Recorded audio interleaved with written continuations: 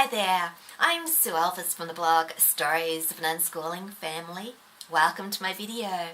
Today I want to talk about unplanning notebooks, in particular Evernote unplanning notebooks.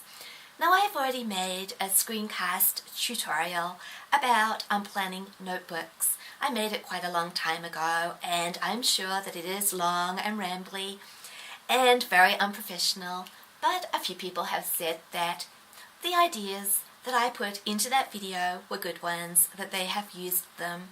I really should get around to making the video again, make it more concise and attractive. But I want to talk about that planning notebooks today, give you a few additional ideas. Also got some other Evernote ideas I'd like to share. So, in case you don't know what an unplanning notebook is, it's like a regular planning notebook that other homeschoolers use, but I call it an unplanning one because my kids are free to choose anything from that notebook or not.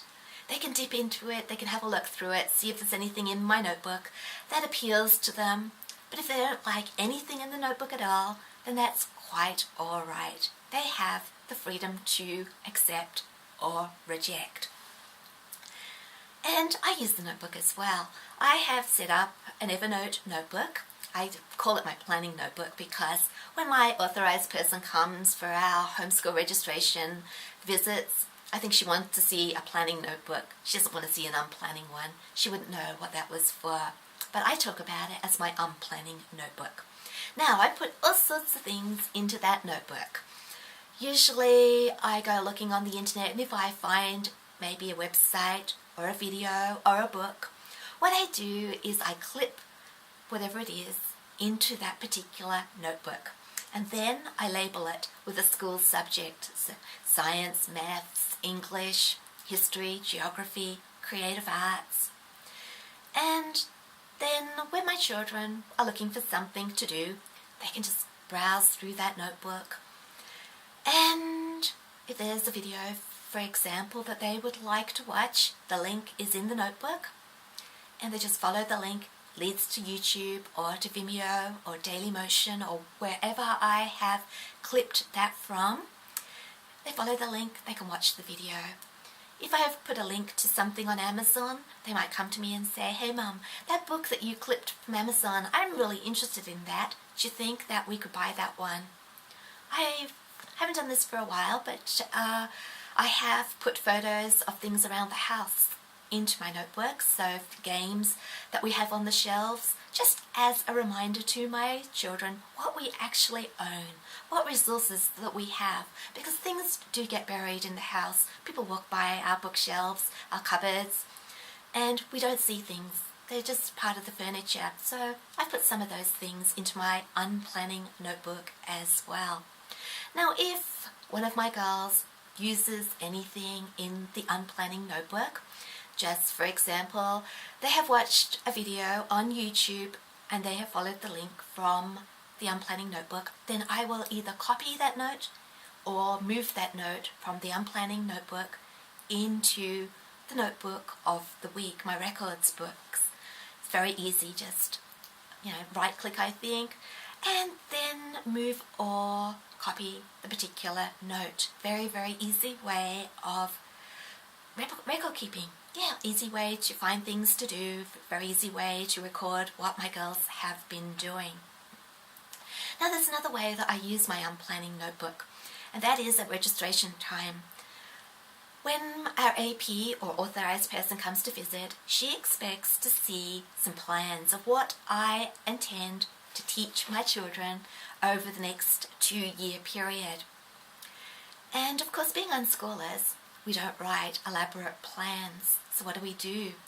I can't sort of say, look, I'm going to use this maths program and we're going to be doing this science, this history, etc., these plays that we're going to study for English.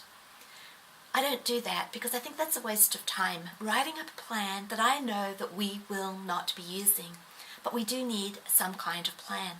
So what I did last time was I put my unplanning notebook open on the computer in front of the AP, and I said, this is our plan for the next couple of years. And she had a look, and there were literally hundreds of notes, and they were all labelled science, English, maths, that type of thing, and they covered a huge range of topics. And I said, we'll be dipping into these resources over the next 2 years, and also I'll be adding to them as we go. And she was very happy about that. She thought that was a good idea. But just recently, I have been updating my planning or unplanning notebook, and I actually went to the school curriculum, the syllabus that my children are supposed to be studying. They're supposed to cover everything that these school kids are doing in school.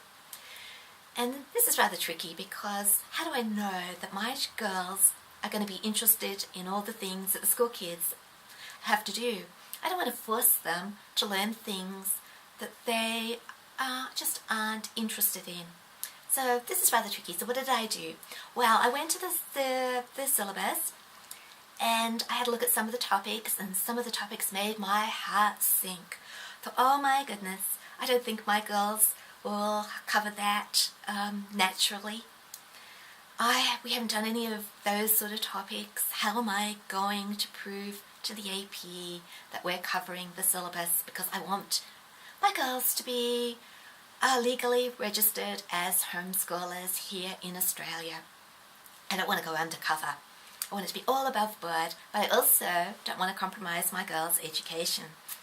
So what I actually did was I looked at that syllabus as if it was very, very interesting. Forgot it was a school document. I looked at those topics. I thought, tectonics. The way the school syllabus lists it out makes it sound deathly boring. But I went to YouTube and I found some really good videos about tectonics, all sorts of documentaries. And as I was looking at the first few minutes of each one to see what they're about, I felt excited, and I thought, I don't see any reason why my girls won't feel excited if they go to the notebook and see this video. Yeah, that'll cover that topic. There's no need to cover it with a textbook or the schooly way of doing things. There were other topics such as Indigenous topics, things like the stolen generation, things in our nation's history that really we should know about. We should know how Indigenous children were taken away from their mothers, something that shouldn't be covered up. We should really have empathy with Indigenous people and learn from those past mistakes. Also, we should talk about reconciliation and being one nation and moving on, things like that. We also need to know about things like Mabo land rights. And I think, how many Australians, adults, actually know all the facts about these sort of issues? Something I need to know about as well. So again, I went looking for some interesting ways of presenting this information to my girls. And I put them all in the notebooks. So when the AP comes, she can see that I have notes for the main topics in the school syllabus. Now, I'm not saying that my girls are going to go through all those notes, but I am providing an opportunity for them to learn the subjects in the school syllabus, and that's all I have to do as a parent, just provide the opportunity. I don't have to force them to learn those subjects. But I think there is a good chance that I'll probably say, hey girls, I've got this video about the stolen generation, or there's a couple of movies as well. I'm going to watch them because I want to find out more about this. Do you want to join me on the sofa? Shall we have a look at it together? And the chances are they're going to say yes. And afterwards, as always, we're probably going to discuss what we watched. I can just tick that off. We've done that. But not so much because it fulfills requirements, but because I think that those are valuable things for us to learn anyway. And if I don't have to force the girls, if we can look at it as something that we're learning as a family that is beneficial to us, then I have no qualms about strewing those things verbally in front of my girls. Which brings me on to strewing. Unplanning notebooks. When I say to the girls, look, I put some new things into the unplanning notebooks, what I'm actually doing is strewing. Because I've shared that notebook with both my homeschool aged children, Sophie who's 15 and Gemma Rose who's 12. They have access to that notebook on their own Evernote account. So they can go to it anytime they like and just scroll through. That's strewing. Yeah, when they want something to do. Hey Mum, do you know of anything I can learn about today? Or I'm looking for some information about this topic, and I might say, hey, I put some things in the Unplanning notebook last week. Go and have a look. If you see anything there that you like, perhaps we can have a look at it together. So, another way of strewing, making an unplanning notebook, good for record keeping purposes as well. So that's all I wanted to talk to you about as far as unplanning notebooks and Evernote goes. I have some more ideas, as I said, about Evernote, but I think I'm going to save those to for another day, for another video, because I had quite a lot to say about that topic. After all, I thought it would take me 2 minutes. Probably took me about 10.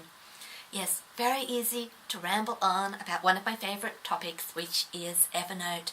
And if you are interested in Evernote, and I know more and more unschoolers are going the Evernote way, please go over to my blog, Stories of an Unschooling Family, because I have a lot of posts about Evernote.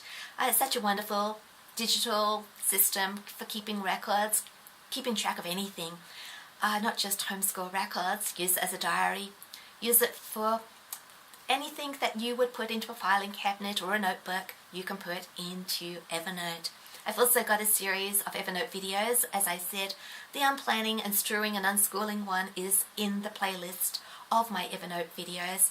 So please feel welcome to go over and watch those with a non-critical eye. Yeah, I keep meaning to update them, but I was excited when I made them, and maybe you'll pick up on that excitement as well and be inspired to try Evernote and maybe try out a few of my ideas. So, I just like to thank you for watching my video, and until next time, don't forget to trust, respect, and love unconditionally.